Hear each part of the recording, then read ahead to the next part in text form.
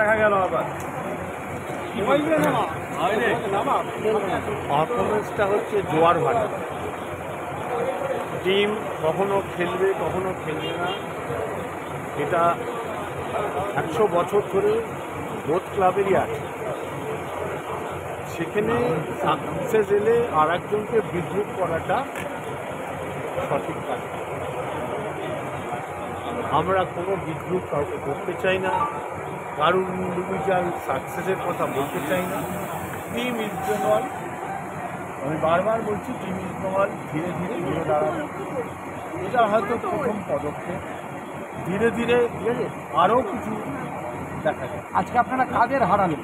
কারণ মোহনবাগান প্রেসিডেন্ট বলে গেছেন যে ওনারা তো সুপার জায়েন্টকে হারিয়েছেন, মোহনবাগানকে তো হারাননি। যেদিন মোহনবাগান আসবে সেদিন ওনারা বুঝবেন। আমি তাড়াতাড়ি মোহনবাগানকে আসবার জন্য অনুরোধ রাখতাম, কারণ মোহনবাগান তো এটা বৃষ্টি পড়ছিল, রাস্তায় বেরিয়েছে, একটা অন্য লোকের ছাতার তলায় মাথা ঝুঁকিয়েছে, মনে হয়ে যেত।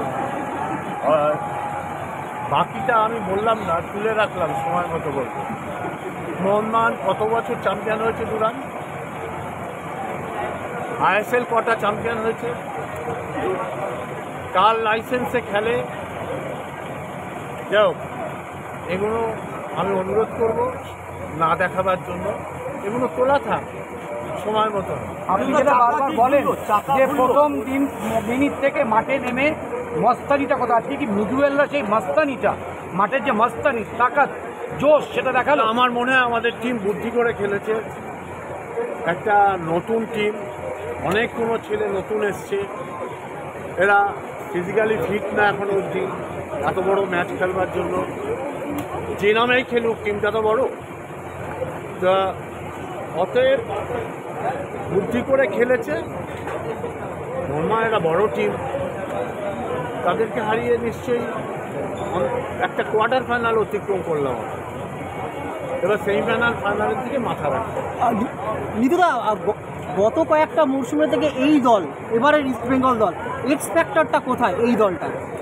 না না, এই দলটা গতবারের দলও আমাদের খুব ভালো ছিল, যে কোনো কারণে সাকসেস হয়নি, ইনজুরি ছিল। এই বছর একটু অঙ্ক কষে যাওয়া হচ্ছে, কতটা প্র্যাকটিস, কতটা ম্যাচ খেলা। আমার মনে হয় কৃতিত্বটা কোচকে দেওয়া। প্রতিটা টুর্নামেন্টকে সমান গুরুত্ব দেওয়ার যে মাসুল, সেটা কি আপনারা পাচ্ছেন? না, টুর্নামেন্ট, যে কোনো টুর্নামেন্ট ম্যাচ, সেটা ইস্টবেঙ্গল ক্লাবের কাছে সবসময় গুরুত্বপূর্ণ। অনেক